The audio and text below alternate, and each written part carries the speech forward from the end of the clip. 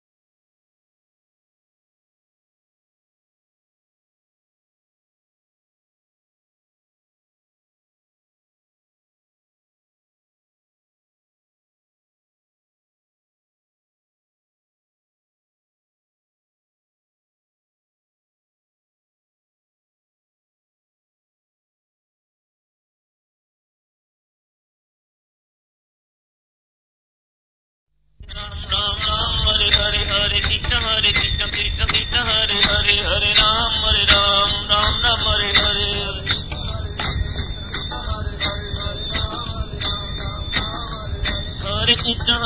कृष्ण कृष्ण हरे हरे हरे राम राम हरे हरे हरे कृष्ण कृष्ण हरे हरे राम हरे कृष्ण कृष्ण हरे हरे हरे राम राम हरे हरे हरे कृष्ण कृष्ण हरे हरे राम हरे हरे कृष्ण कृष्ण हरे हरे हरे राम राम हरे हरे हरे कृष्ण हरे हरे कृष्ण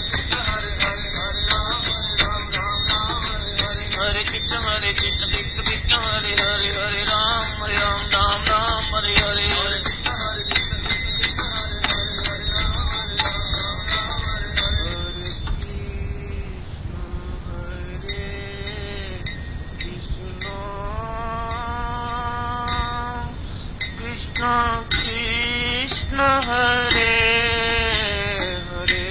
हरे हरे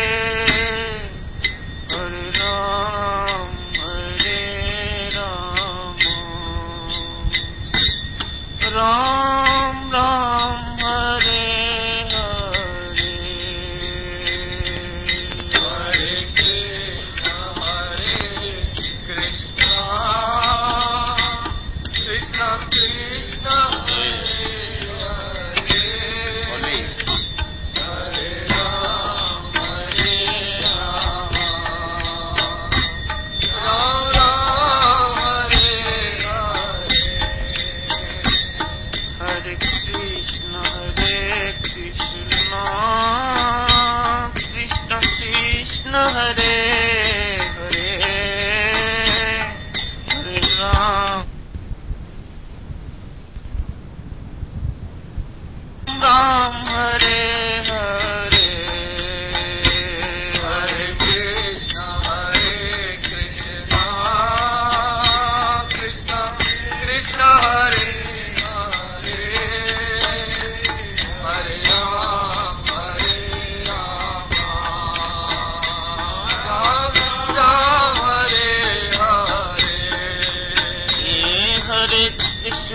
हरे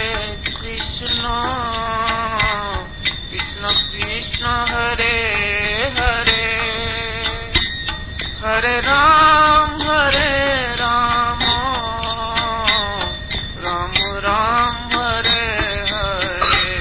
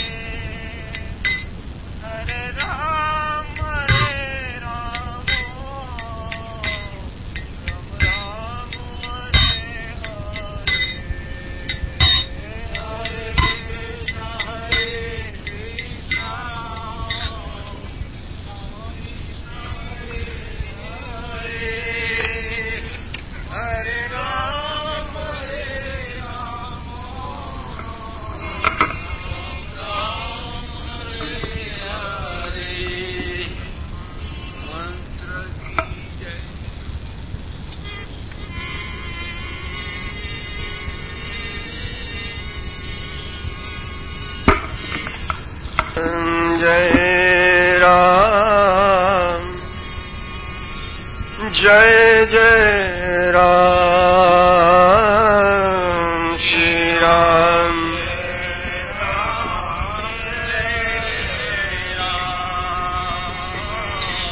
श्री राम जय राम जय जय राम श्री राम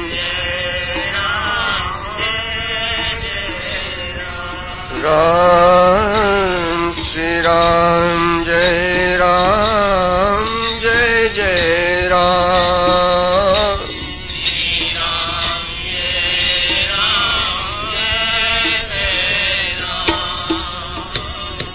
श्री राम जय जय राम श्री राम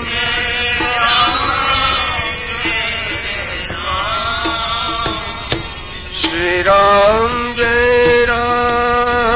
जय जय राम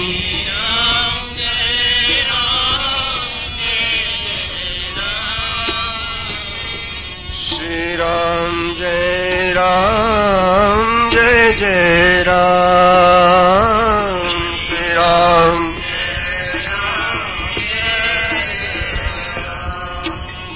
राम श्री राम जय जय राम श्री राम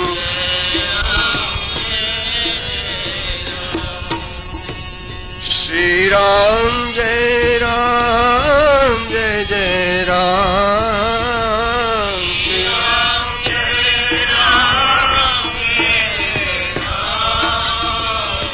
श्री राम जय जय राम श्री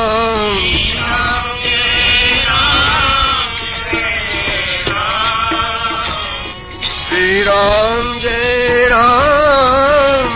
जय राम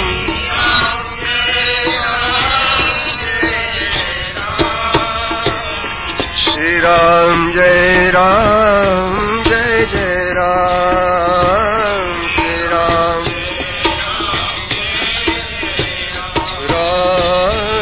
श्री राम जय जय राम राम श्री राम जय जय राम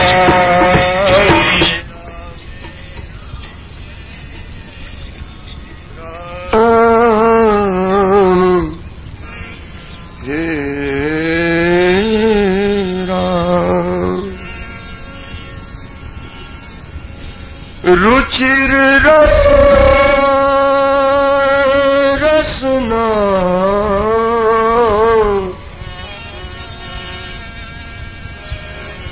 तू राम राम क्यों ना रटत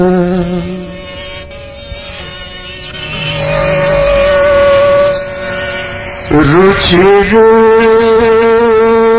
रसना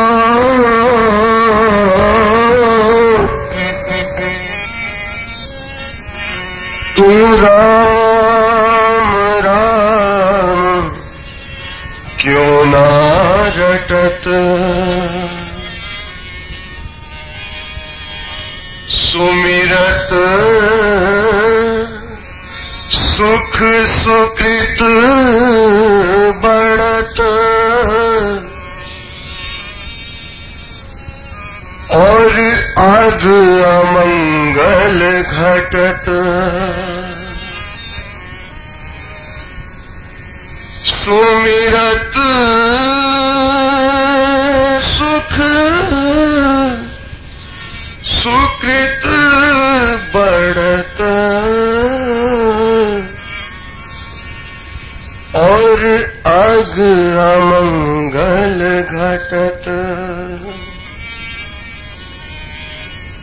बिन श्रम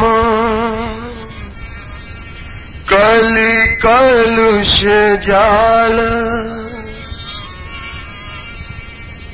बिन श्रम कलि कलुष जाल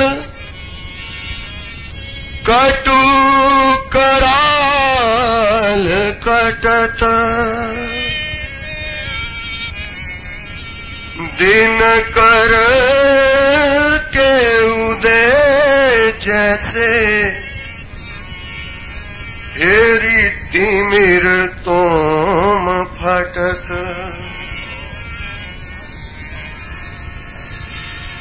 दिन कर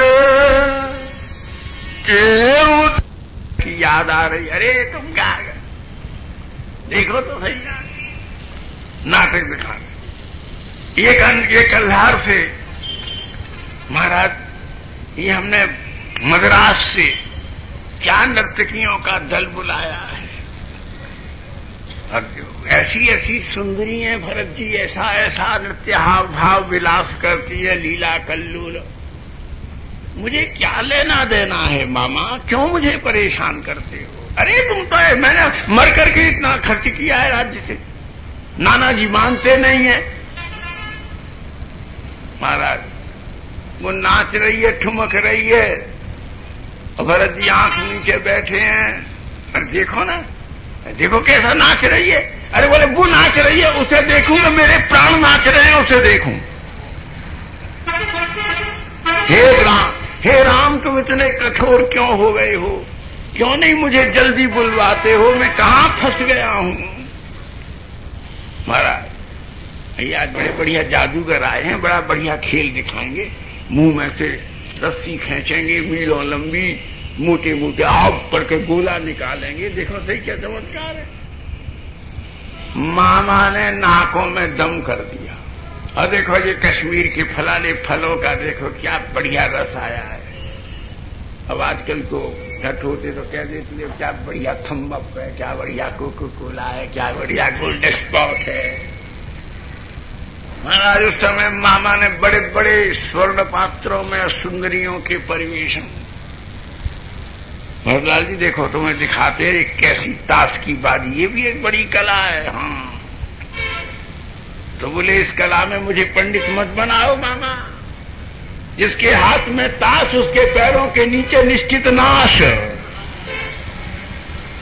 जिसने ताश पकड़ा है सर पे, महाराज क्लीवे धैर्यम मद्यपे तत्व चिंता काके शौचम द्यूत कारेत सत्यम सर्पे क्षांति स्त्री शुकामोपशांति क्लीवे धैर्यम मद्यपे तत्व चिंता राजा मित्रम केन दृष्टम श्रुतम वा। कभी कौआ पवित्र नहीं हो सकता, चाहे कितना घी मलाई खिलाओ। वायस पालिए अति अनुरागा और कबहू निरामिष होए की कागा ताकि शौचम। और जो जुआ खेलने का जिसको व्यसन लग गया, चाहे पृथ्वी पलट जाए वो सत्य नहीं बोल सकता।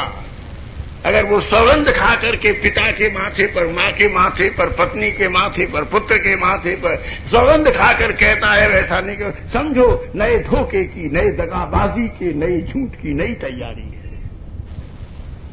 ताकि शौचम द्यूतकारे सर पे क्षांति, काली नाग को छेड़ दो, लात मार दो, 3 पीढ़ी तक पीछा नहीं छोड़ेगा, क्योंकि उसके स्वभाव में क्षमा नहीं है। सांप बदला ही लेने की कोशिश करता है, दुष्ट प्रतिशोध करते हैं, देव रिवेंजफुल रहते हैं, उनके भीतर क्षमा नहीं होती। महाराज एक बार अपने कुल से गिरी हुई स्त्री फिर अपने शील में वापस नहीं लौट सकती। स्त्री शुकाम हो बचा, जो पुरुषत्वहीन है वो पेशेंस नहीं रख सकता, उसे धैर्य नहीं हो सकता। क्लीवे धैर्यम, जो नशेबाज है वो तत्व का चिंतन नहीं कर सकता, वो परिणाम की बात कभी नहीं सोच सकता। वो जोश और आवेश में वह करेगा जिससे उसकी और उसके खानदान की दुर्गति होगी। क्लीवे धैर्यम मद्यपे तत्ववेता। अरे राजा मित्रम, राजा किसी के दोस्त नहीं हो सकते। कागज के लिखे हुए संधिनामे तलवार की नोक से एक क्षण के बाद फट जाते हैं। केन दृष्टम श्रुतम वा। इसलिए इन बातों से सावधान रहना ही समीचीन है, सम्यक है। महाराज इस प्रकार भरत जी को ये उलझाए हुए थे। अब ज्यादा वर्णन, कोई ऐसे रास्ते, कोई ऐसे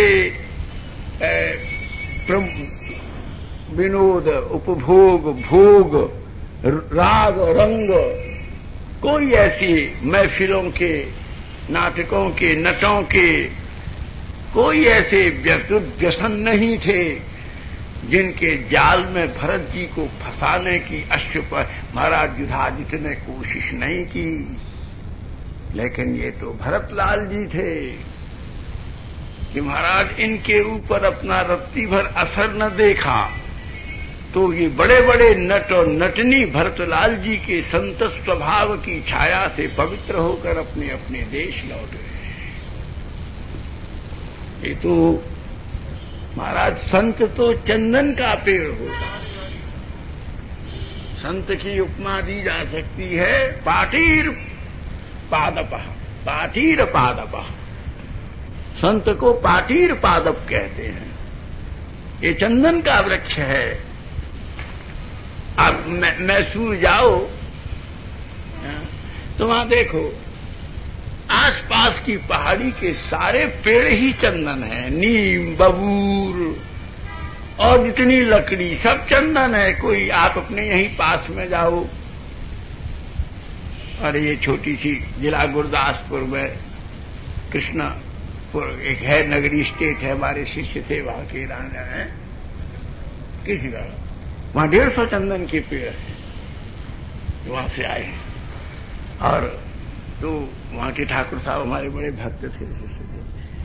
तो वो क्या करते, जो आसपास के धानान भी होते थे उनमें भी चंदन की सुगंध आ जाती थी। तो चंदन का पेड़ नीम को, बबूर को, इनको भी सुगंधित कर देता है।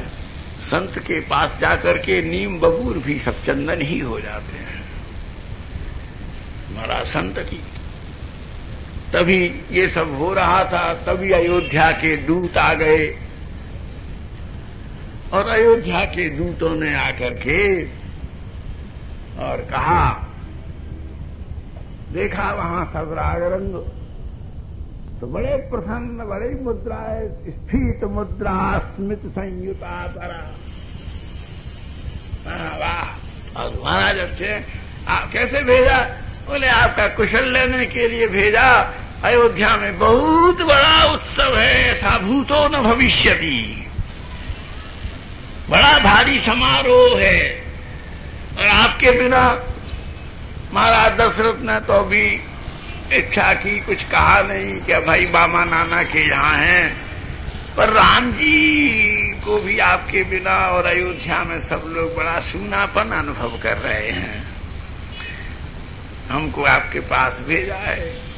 और उसी के उपलक्ष्य में ये 2 करोड़ रुपए के बड़े बड़े राजकीय चमत्कारी उपहार अयोध्या के खजाने से महाराज अश्वपति की सेवा में भेजे। अच्छा, मामा बड़े प्रसन्न हुए, उत्सुक हुए। चलो मैं आपको मामा से, महाराज से मिलाए देता हूं। मामा इसी बहाने से वहां से हटे, भरत जी को इशारा किया। मौका मिलते ही कहा, महाराज मत आप कुछ पूछना, मत आपको हम कुछ बताएंगे, केवल एक शब्द जल्दी से सुन लो कि जैसे हो वैसे ही नाना से अनुमति लेकर के अविलंब हमारे साथ अयोध्या चलो। भगवान गुरु की आज्ञा है, कुछ मत बोलो, कोई तर्क मत करो महाराज, आपकी उपस्थिति अविलंब अनिवार्य है। बस क्या करे। फिर बड़ी महाराज बड़ी प्रसन्नता का समय है और बड़े ढंग से बात सुना दी। भरत महाराज बड़े गंभीर, सबसे बड़े भारतवर्ष के राजनीतिज्ञों में जिनकी गणना है उनमें शिरो मूर्धन्य पॉलिटिशियन महाराज भरत हैं। पहले राजनीतिज्ञ संत होते थे, भरत महाराज वशिष्ठ, विदुर संत, श्री कृष्ण परम पॉलिटिशियन, चाणक्य महानुभाव। अब तो अब क्या कुछ नहीं कहता। तुम्हारा राजनीति का जो सब्जेक्ट है ये अपने देश के हिसाब से डिफिकल्ट मोस्ट है. Super intellectual is intended for that. जिसको बहुत बड़ा त्यागी विरागी, जो परम संत परम वेत्ता सर्व स्वार्थ विनिर्मुक्त महान भाव ही राजनैतिक पटल पर आने के लिए साधिकृत था. मोटे मोटे की बात ही नहीं, तब राष्ट्र का निर्माण होता था महाराज. क्योंकि जो अपनी चीयर्स और अपनी चेयर्स के लिए उत्कंठित नहीं थे. They were not anxious for their chairs and for their cheers. वो अपने राष्ट्र के लिए. तुम्हारा धरमलाल जी ने व्यवस्था की. मामा नाना जी हमारे गुरु जी की घर से और सबकी आज्ञा है, बहुत बड़ा उत्सव हो रहा है, हमको जाना अनिवार्य है, आप हमको आज्ञा दीजिए. बोले अच्छा. भगवान बस नाना जी संत थे, मामा कुड़मुड़ाया, लेकिन नाना जी की अनुमति लेकर के और नीति रीति से महाराज भरत शत्रुघ्न जी के साथ, मांडवी श्रुतकीर्ति के साथ नंसार गए थे. इनको लेकर के अयोध्या चले और एकदम बिना विश्राम के, बिना रुके हुए, बिना अन्न आदि ग्रहण किए हुए 5 दिन और 5 रात्रि द्रुत गति से धावित अयोध्या में पधारे. केवल दूतों का मुख देख रहे थे, दूत आंख ही नहीं मिलाते थे. शांत हो जाए, सब अपने आप विदित हो जाएगा. अयोध्या सवरे अयोध्या के दिन था, द्वार बंद थे. प्रवेश किया, सब नतानंद थे. महाराज भरत कंपित हो गए. सबके अर्धोन्मिषित द्वार थे, आगे बंद. बहुत दिनों से कोई परिष्कार, कहीं कोई नौबत नगाड़े, कहीं किसी प्रकार का कोई उत्सव नृत्य गान, कोई चुपचाप बैठे हुए लोग थे, दल के दल. भरत जी को देख एक दिन उल्लास पूर्वक प्रणाम करते थे. सबने शिष्टाचार सिखा लिया और आंख फेर ली. सबकी आंखों में आंसू भरे हुए. वैजयंत द्वार पर पहुंचे. अयोध्या के राजद द्वार का नाम था वैजयंत द्वार. वैजयंत द्वार पर पहुंचे तो अर्धोन्मिषित द्वार था, ध्वज उतरा हुआ था, अर्धदंड.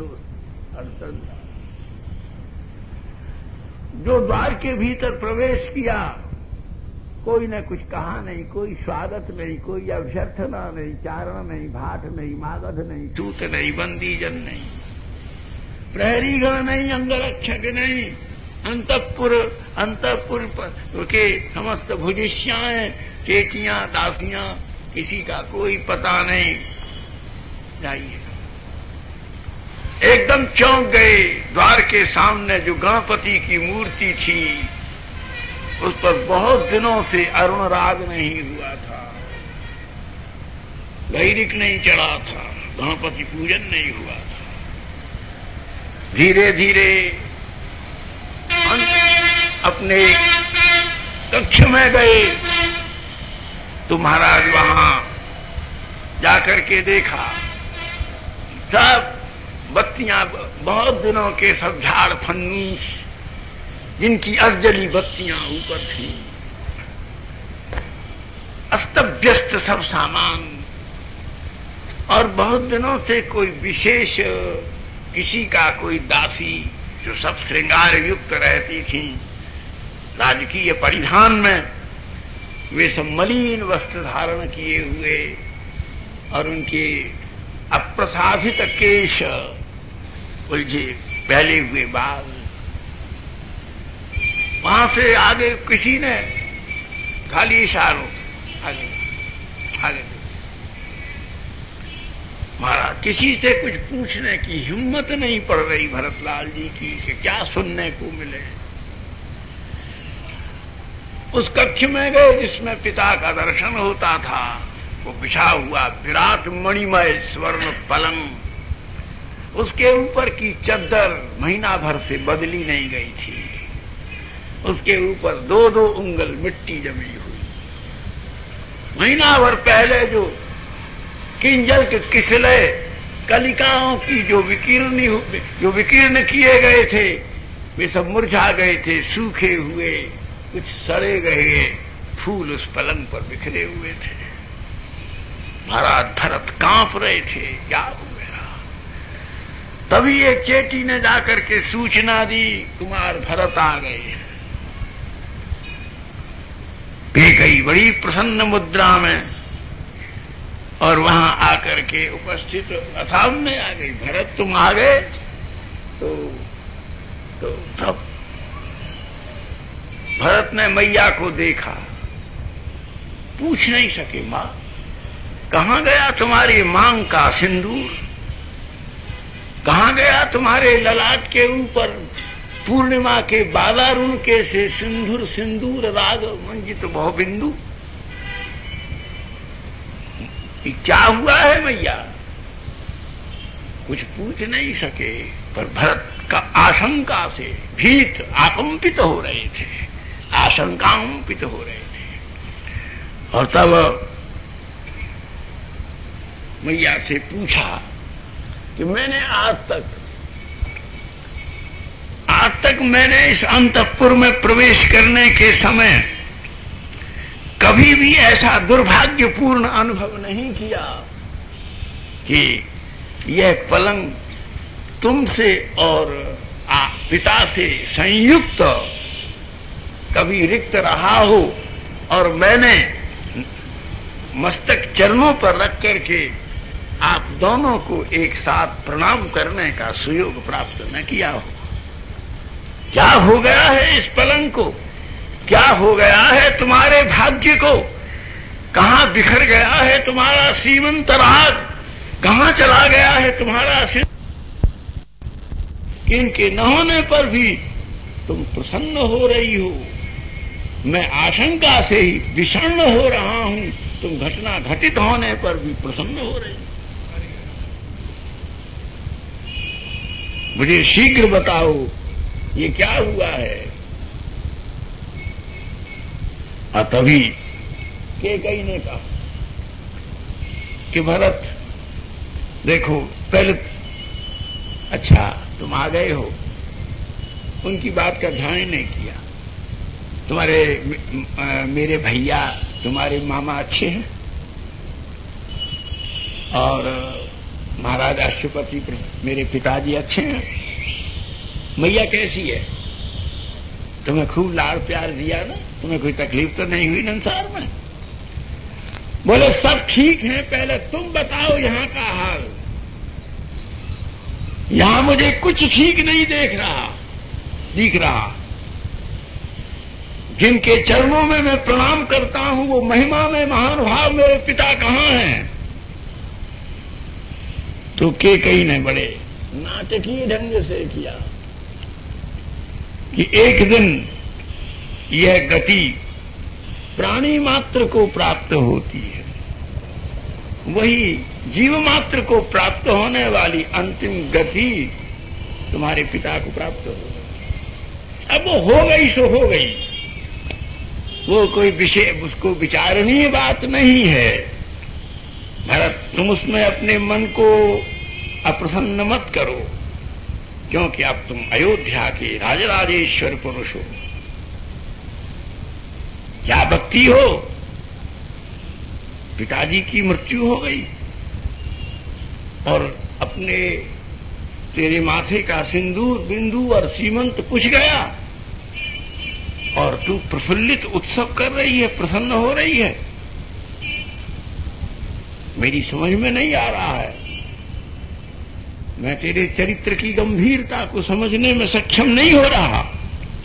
अच्छा पहले मुझे ये बता कि जिन पिता के बाद में जिनके चरणों में प्रणाम करने से ही मेरे इस माथे की कृतकृत्यता हो सकती है, वो मेरे पिता तुल्य महानुभाव बंधु श्री रघुनाथ जी कहाँ हैं, जिनको जाकर के मैं प्रणाम करके पहले अपना औचित्याभिव्यंजन करूं, उनको तो भैया देखो तुम ऐसे बात कर रहे हो साधारण पुरुषों की तरह से। राजनीतिक पुरुष इस प्रकार से बात नहीं करते।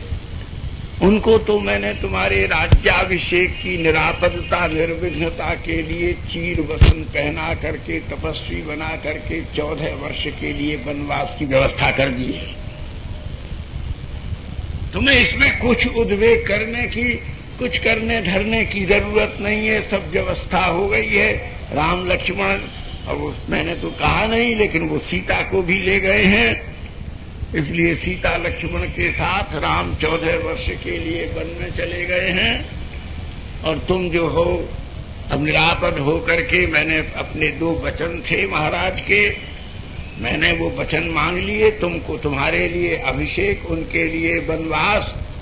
अब उस ममता के कारण से दुर्बल हृदय महाराज प्राण नहीं रख सके, तो बताओ इसमें मेरा क्या दोष है?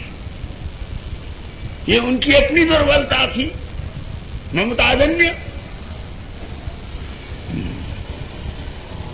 भरतलाल धीर गंभीर हो गए, बोले ये सब व्यवस्था तुमने कर दी, अब तुमने ऐसा कोई परामर्श मुझसे किया था?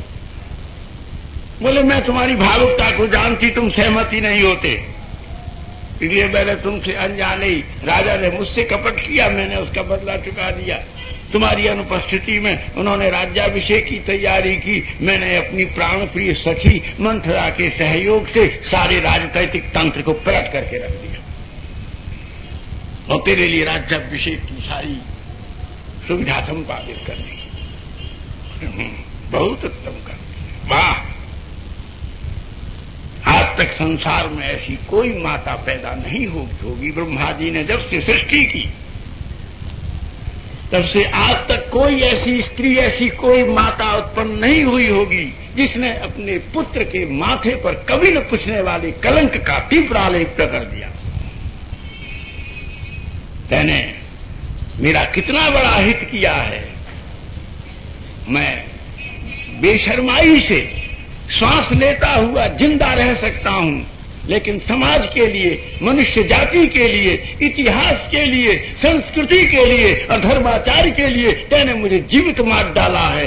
तू मेरे पिता के साथ साथ तू मुझे भी यदि बुला करके जहर दे देती तो मैं तेरा बहुत एहसान मानता, लेकिन तू मेरी माता है और मैं तेरा कुछ अनुशासन नहीं कर सकता, लेकिन मैं तुझे सावधान किए देता हूं और मैं राजपुरुष तुझको आज्ञा देता हूं कि आज के पीछे मुझे माता कहने का साहस नहीं करना। अगर तू पुत्र कहने का साहस नहीं करना, अगर तूने पुत्र मुझे कहा तो मैं तेरी